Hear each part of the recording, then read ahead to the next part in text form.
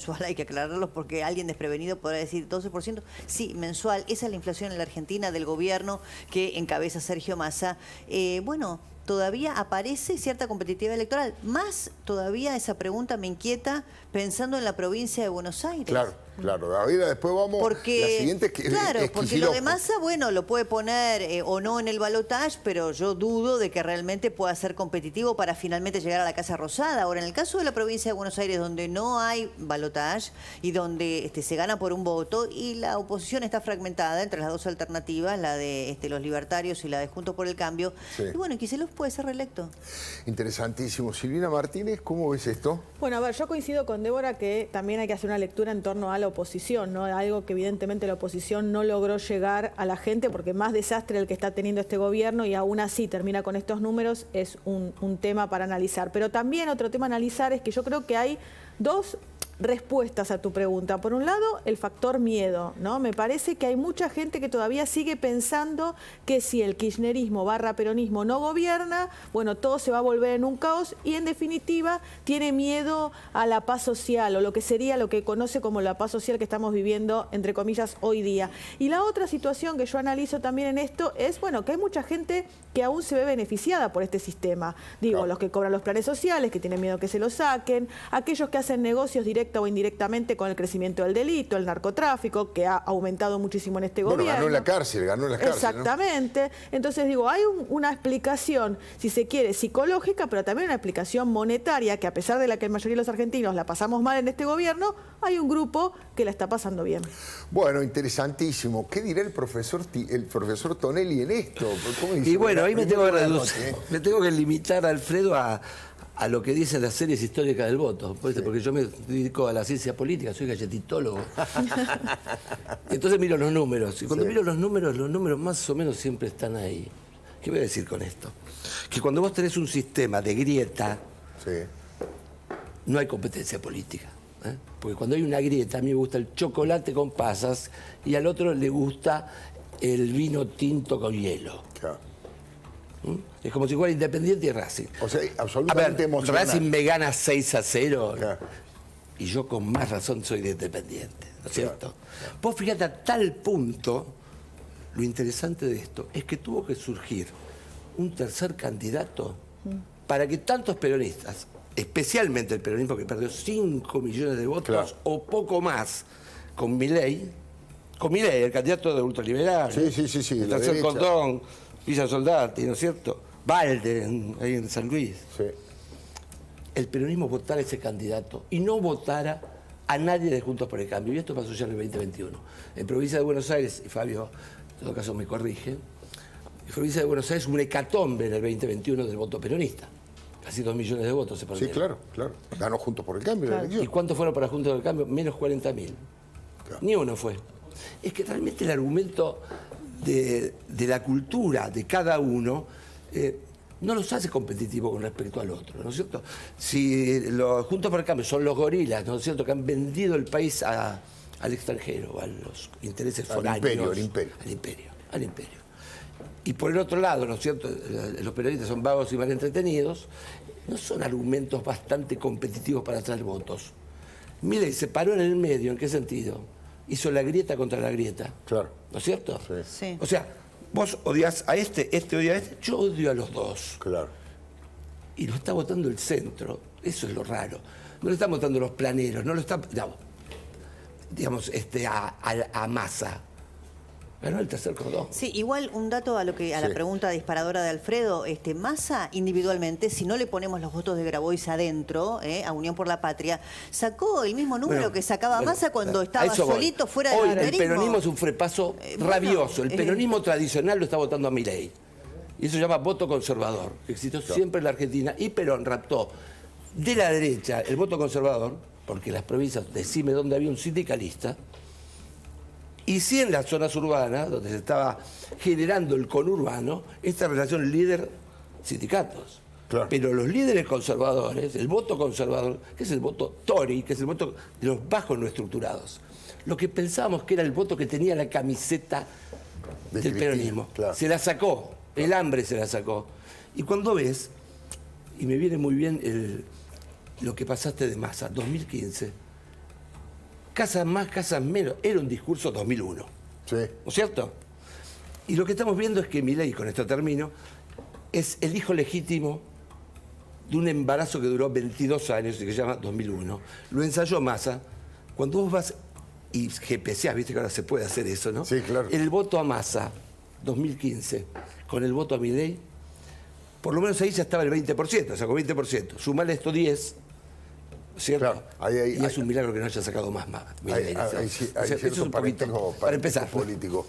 Diputado Fabio Ketlas, ¿eh? Yo prefiero no renunciar a la posibilidad de la política argumental y de que una parte de la sociedad que en esta situación de fragilidad, de dolor, de irritación y de grieta, darle argumentos para que voten a mi candidata, que es Patricia Bullrich. Sí. Porque la verdad es que Milei aprovecha esta situación de hastío, nos señala, hay una acumulación de fracasos muy dilatada en el tiempo, pero cada una de sus propuestas han sido bajadas después del triunfo electoral, Claro. evidentemente porque se han vuelto inconsistentes. En cambio, quizás nosotros no tengamos el glamour de otros tiempos, pero este equipo, esta fuerza, esta energía que tiene un compromiso con la energía, con la Argentina, merece una oportunidad y creo que tenemos que convocar a cada uno de nuestros militantes a que hablen con sus amigos, caminen su barrio, se organicen. La Argentina tiene la posibilidad de un cambio responsable que creo yo es lo que necesitamos. Pero ¿por qué crees que el peronismo sigue siendo competitivo? Bueno, yo creo Está que- ahí nomás, uno de los tercios Bueno. sacó, insisto, por más errores que haya cometido el gobierno de Mauricio Macri, este gobierno ha multiplicado todos los problemas, infinitamente superior, y además, si durante el gobierno de Macri se cometieron errores, durante estos gobiernos se han cometido delitos, Sí. además. No, por Incluso supuesto. faltas inmorales absoluto, el tema de las vacunas. Sin embargo, ahí sostiene con fuerza. la todavía. cultura política existe Sí. y el peso, si bien no es lo que era antes, el peso del aparato político existe, ¿no? La Argentina no es una sociedad sin mecanismos de mediación ni de control. Es una sociedad donde hay gente que se desenvuelve de manera absolutamente independiente, pero hay gente que se maneja de mucho tipo, contratistas del Estado, empleados, etc. Cada vez menos, pero existe. Cada vez menos, y ese poder el peronismo lo ejerce. Entonces nosotros tenemos que también ahí trabajar, convencer, incidir, hablar, no amilanarnos. Hay un momento que es un momento de las ideas, pero hay un momento en que la política es competitiva. Claro. Y ahora hay que competir. Y la competencia se hace diciendo... nosotros tenemos un conjunto de elementos para decir que nuestra oferta política es mejor y es superadora a las otras dos ofertas políticas. Ahora hay que hablar con claridad, ¿no? O sea, yo, por ejemplo, me he tocado la vocería en materia educativa. Sí. ¿Cuál es la propuesta educativa? Este gobierno, que tiene indicadores de fracaso educativo categóricos. Brutales. Bueno, y Milei, que dice un voucher. Sí. Hay miles de localidades en Argentina, Leuco, que tienen una sola escuela, primaria o secundaria. No sé qué hacen con el voucher, chicos, un avioncito harán con el voucher, Claro. supongo yo. Entonces la pregunta del millón, nosotros tenemos una propuesta educativa. Y así con un montón de materias. Entonces, por lo tanto, hay que ir a la competencia política con toda claridad, sin prejuicios, porque la única manera de que una persona cambie de una oferta a otra es que la otra es superadora. Claro. Interesante, ¿eh? Ahora vamos a hablar de un tema que también Fabio Ketlas me consta que es hincha independiente, del Barça. Vamos a hablar un poquitito de Messi y de toda la polémica que ha generado Luis D'Elia. Pero voy a dejar simplemente una idea, no para que le debatamos, pero una cosa políticamente incorrecta. Me tomo de algo que dijo así al pasar Silvina Martínez. Yo creo que también hay una Argentina, hay un sector de la Argentina que está feliz con este gobierno, que pertenece a una economía absolutamente informal y en negro, que no paga un puto impuesto, que gana y paga todo absolutamente en negro y que va llenando distintos lugares en la ciudad de Buenos Aires. Lo vemos, los restaurantes llenos.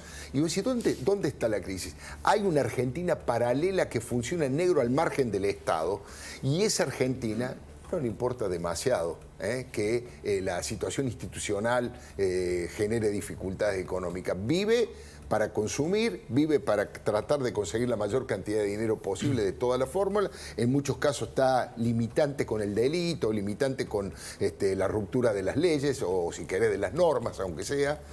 Me parece que también por ahí anda la cosa. Pero vamos a hablar de fútbol, Y aunque le parezca mentira, es Débora Plager la que mueve la pelota.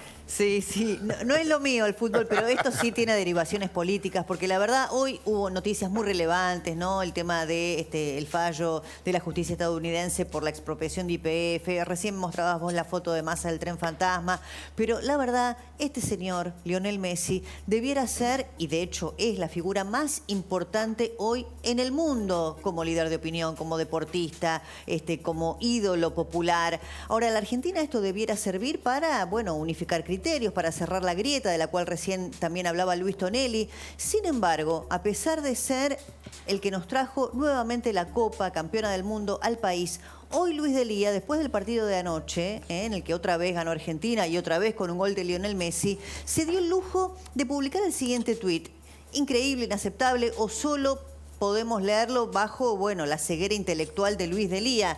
Pone, y ahora vamos a ver qué es esta foto, que en realidad es un video de Diego Armando Maradona, y dice: nos duele en el alma ver que el máximo ídolo del fútbol argentino, Lionel Messi, no solo es empleado de la mafia de los más Canosa por el equipo de Miami, sino que además hace un socarrón silencio a la hora de cantar el himno nacional. Dios, con el 10 de Maradona, desde el cielo lo perdone. Después lo vamos a ver, esa foto hace referencia a un video de Maradona cantando la marcha peronista con Guillermo Moreno. Pero decía que esto no es nuevo. Y lo más impactante es que las voces kirchneristas que se alzaron contra Lionel Messi lo hicieron aún después del Campeonato del Mundo, aún después de haber triunfado la Argentina y traer la Copa al país. Fíjate cómo lo transparentó Diego Brancatelli, al que calificó a Messi como macrista. ¿Por qué? Simplemente por no ser kirchnerista. Son referentes del pueblo, son referentes de la Argentina, son referentes de los hinchas. Son personas que tienen que estar plantados y que sus palabras, sus definiciones, sus declaraciones, muchas veces tendrían que ser tomadas en cuenta por ciertos protagonistas de la política. Entonces, cuando no se la juegan, cuando son tibios, cuando dicen ser apolíticos, son macristas, porque cuando uno te dice, cualquier persona que te diga que es apolítico es macrista o es antikirchnerista. Sí necesitamos que tomen postura en diferentes situaciones. Este hombre del mal, con el cual se sacaron una foto, no es una persona más. No es Messi el hombre del mal. No, Macri, digo, con el que sacaron la foto. Tienen que entender que al acceder a ese tipo de fotos, del otro lado de esa foto que accedieron hay millones y millones de argentinos que fueron muy perjudicados, que fueron dañados, que les hizo muy mal, que es un tipo que le hizo muy mal al país.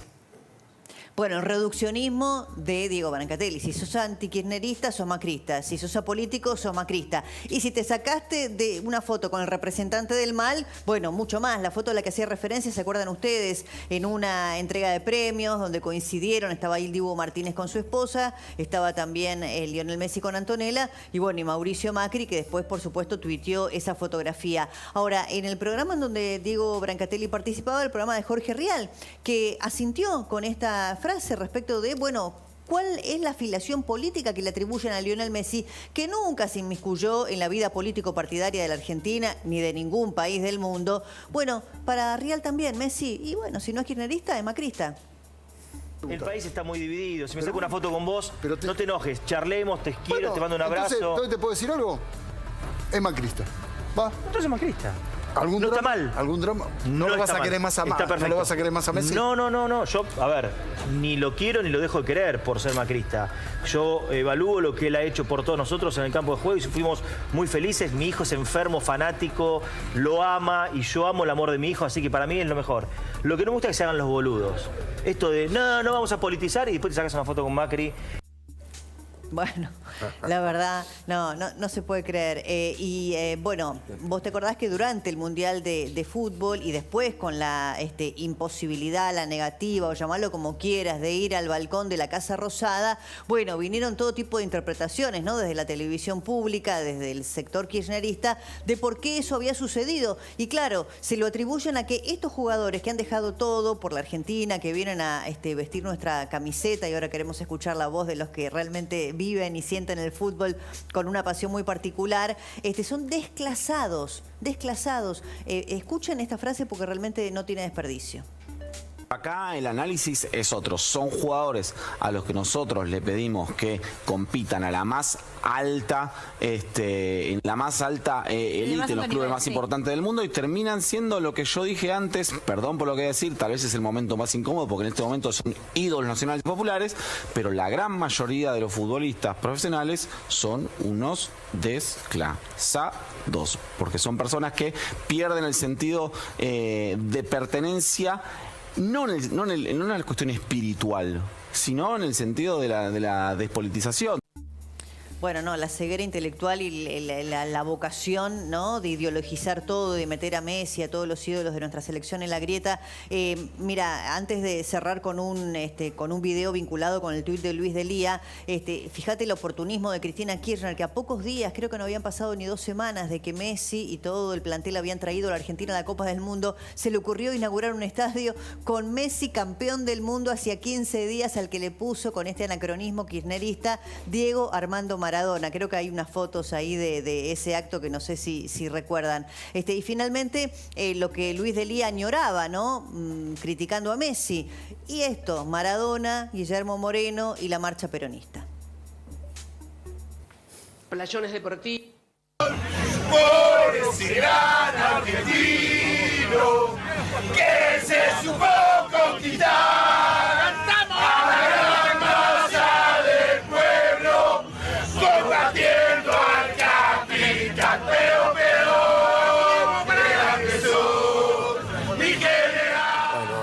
Dos, tres cositas porque lo quiero escuchar a los invitados. Primero estaba allí Guillermo Moreno.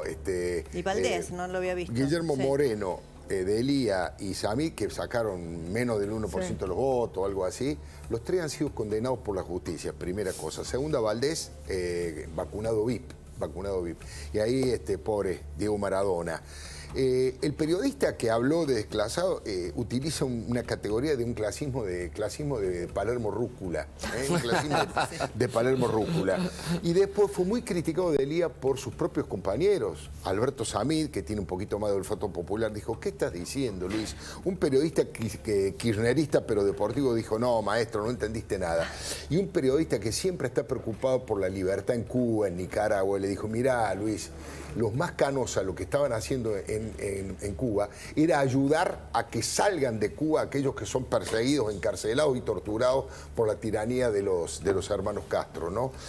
Simplemente eso. Pero veo que tenés ganas de opinar. No, porque lo que recién nos ha mostrado Débora me parece la mejor respuesta a tu pregunta inicial. Cuando se apaga la posibilidad de dar mástica, aparece la mística. Claro. Y hoy el votante núcleo del peronismo no es ese votante de los sectores bajos más populares, no, es el de los sectores pseudo-intelectualizados. Claro. Los que, para que yo te explico. De Palermo Rúcula, sí, para que yo te explico. Se le decía pequeña burguesía. Docente, mucho no. Frente a la crisis aparecen las explicaciones conspirativas. Pará, yo te explico acá. Bajó un submarino tirado de un avión del imperio y está borrando la cabeza de los... ¿no? Claro. Esa pseudointelectualización que sirve en los momentos de crisis y de mística para cerrar, digamos, implica que, bueno, el otro es peor. No hay competencia. No es un sistema donde se evalúa la eficacia, ¿no? Y frente a esto, por eso muchos dicen, bueno, como los otros también están en esta milonga, y voto un tercero, aunque no tenga nada que ver, lo vota Tierra del Fuego, ¿no? La provincia más subsidiada lo vota Milei, claro, ¿no? Lo vota Villa Soldati, 28 puntos, 13 puntos en Recoleta, ¿no es cierto? Va en contra de la clase libre mercado en el mundo, ¿no es cierto? Se supone que son los sectores no, lo de Tierra del Fuego es increíble. No hay nadie que haya estamos hecho hablando de un voto declaraciones contra los subsidios, claro, más que Milei, y gana en Tierra del Fuego. El voto conservador, que siempre aparte busca el voto conservador que a una autoridad, ¿no? Por eso, el que fue al centro, ¿no es cierto? Ese centro moderado, hoy no está ese centro moderado, ¿no? Sí, pero... En vez del centro moderado está, cuidado porque le pasó a Horacio Rodríguez Larreta. Ese centro hoy es extremo. El centro extremo que pasa en Europa, está arriba. Nuestro voto, yo también soy radical, capturado por Milei, es el que también, ese 10% que había votado, viste, a Massa en el 2015 y volvió. Ahora se fue, estamos en los mismos números que en el 2015 del paso, en Juntos por el Cambio. Pero, 10 puntos menos. A mí me gusta mucho esa frase de Fernando Enrique Cardoso de gobernar es explicar. Sí. Y yo creo que competir también es explicar. Y que en Tierra del Fuego había mucho que explicar, ¿no? Y ahí hay un tema, porque si del otro lado está el espectáculo, no es que a vos no te queda hacer nada o hacer un espectáculo, a vos te queda explicar. Y me parece que nosotros tenemos que enfrentar este déficit de representación. En Argentina hay un problema de déficit de representación. Aún a los que votan, los votan en situación de insatisfacción. Dicen, mira, los voto, pero no es que me gustan plenamente, los acompaño. Sí, o votás en contra del otro. Exactamente, pero reconstruir la representación no va a ser un hecho de simplemente carismático, de simpatía. Reconstruir la representación es ubicar los intereses, decir qué políticas se van a llevar adelante para defender esos intereses. El caso de Tierra del Fuego es claro. La transición de salida del régimen promocional de Tierra del Fuego tiene su complejidad, pero alguien tiene que ponerse esa capa y explicar la complejidad que tiene esa salida y que la isla tiene enormes posibilidades económicas con el turismo internacional, el turismo de crucero, la cuenca gasífera, etcétera, etcétera. Y puede ser una isla próspera y eso hay que explicarlo. Ese ejercicio político no va a ocurrir naturalmente. Y yo creo que lo que nos toca ahora en estos 50 días es explicar. Sí, igual pensar, ¿no? Yo digo, tenemos antecedentes en la Argentina que las decisiones o cómo se votó en las PASO no necesariamente se repita en las elecciones generales. Entonces digo, nosotros para mí las PASO es una foto en un momento determinado. Vamos a ver cómo termina la película. Vamos a ver después, en octubre, si esta foto se repite en la película final. Cuando hay crisis, lo que falla es el sentido común. Por eso fallan las explicaciones, digamos, del anterior sentido común. Bueno, Milei claramente está a la derecha de Patricia Bullrich, le sacó un voto a Patricia Bullrich, sacó más bien, como había pasado en el 2021. Juntos por el Cambio, en la ciudad de Buenos Aires, frente a Milei, ¿sabes cuánto perdió? Un punto más sacó porcentual, Juntos por el Cambio. ¿Quién perdió? El peronismo en el sur de la ciudad. Ya estaba prefigurada esta elección. ¿En qué sentido? Es que lo están votando la gente, ¿no es cierto?, que está huyendo en masa del peronismo porque lo ve ideologizado y no tiene nada que ver, por un lado, con Perón. Claro. Y por otro lado está buscando un horizonte que diga, escúchame, estamos acá. Claro. Bueno, ahí está la foto, de los sí, gobernadores y la campaña que fue a hacer ahora más al norte del país. Y ahí la pregunta es si efectivamente ese voto migra desde el peronismo, ¿cómo se giraron o se sobregiraron los gobernadores peronistas cuidándole la boleta a Milei? Para erosionar a Juntos por el Cambio, y bueno, si la merma de votos proviene de sus propios votantes. Por supuesto. Ahora, ahí hay un problemita, ¿no? Un problemita serio, que es que el explicar y el hablar es muy bueno, pero esto tiene que venir de un gesto de autoridad, ¿no es cierto? ¿Por qué? Porque cada época electoral, yo me voy a quedar quieto porque cada época electoral, ahora veo por qué sufren los camaradas conmigo, cada época electoral implica tratar de terminar con la anterior. Mauricio Macri en el 2015 propuso la felicidad, ¿cierto? Globos amarillos, quizás algo de despolitización, el perrito Balcarce, contra el atril, ¿no? Atroz de Cristina dándonos todas las noches, digamos, un baño de Playa Girón. Claro. Luego, con la ineficacia, los problemas que vinieron y más, bueno, a Macri se le fueron votos y Alberto Fernández representaba una especie de moderación, porque te acordás que Cristina se iba a ir a Cuba a cuidar a los nietos. Sí. Entonces se disfrazó ahí de profesor Chapatín, de la UBA, y bueno, moderado. Ahora estamos en contra de la gobierno, porque esto no fue un gobierno, ¿no es cierto? No. Me parece que es una licencia poética llamar esto gobierno. No hubo ingobernabilidad y porque han tirado, aceite para moderar, digamos, los roces de la sociedad, que eso después se llama inflación. Claro. ¿Cierto? Pero vos tuviste una agobernabilidad y ahora la gente quiere gobierno. Ahora, me parece que hasta ahora el que mayor lo demostró caricaturescamente, vamos a decirlo, es Milei, ¿no? ¿Por qué caricatura? Y bueno, porque es una caricatura realmente, hasta las políticas son caricaturas. Pero me parece que Juntos por el Cambio, si va a buscar un voto moderado, ese voto moderado hoy es un voto que tiene bronca. Entonces lo tiene que captar desde la autoridad de que se puede hacer y manifestando y explicando las cosas, pero no solamente, digamos, en sentido racional y argumentativo, Fabio. Me parece que en las crisis, ¿no es cierto?, hay que adecuar los medios a los fines. y hay que gritar un poquito. Perdón, ¿eh? Hay un tema, otro de los temas recontra polémicos, después de, digamos, para hablar de fútbol, vemos aquí a la derecha Enriqueta Macaya Marquesa y a la Dibu Martínez. Pero otro tema que ha generado un debate brutal y que lo amerita tiene que ver con esta locura de los 16.000 millones de dólares que vamos a tener que pagar todos los argentinos por también otro progresismo de Palermo Rúcula, otra asamblea universitaria, otra presunta actitud revolucionaria de Kicillof que se hacía el pícaro con mucha, digamos, con un nivel de irresponsabilidad institucional notable. Quiero recordar esto que decía Kicillof y ahora vamos a bajarlo aquí al debate. En ese leonino estatuto interno que dijeron que si alguien osaba poner un pie, como al propio Estado, porque créanme que si uno quería comprar acciones para entrar a la compañía y pasaba el 15%, pisaba la trampa del oso y tenía que comprar el 100% a un valor equivalente a 19.000 millones de dólares.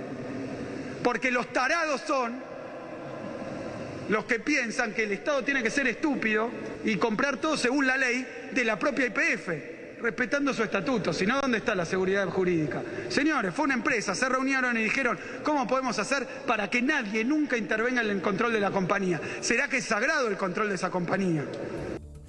Bueno, increíble, ¿no? Insisto, agrediendo, insultando, hablando de los tarados son. Bueno, parece que somos todos los argentinos, ¿no? Alfredo, esas palabras son parte de los argumentos de la jueza en el fallo. Totalmente, mira, lo para tengo acá. tomar, el señor Kicillof, perdón, Fabio, porque dice, el señor Kicillof declaró descaradamente que sería estúpido, entrecomillado, cumplir con la ley de la propia YPF o respetar sus estatutos. Posteriormente, agrega la jueza, la República promulgó la legislación que supuestamente permitió adquirir el control de YPF sin ser, y entre comillas, estúpidos y cumpliendo con los estatutos. Débora, esto amerita, esto amerita algún tipo de... Yo voy a impulsar algún tipo de iniciativa en relación a esto porque el propio fallo lo dice. Claro. O sea que acá la responsabilidad no es teórico esto. No, he leído algunos que dicen traición a la patria, mal comportamiento como funcionario público.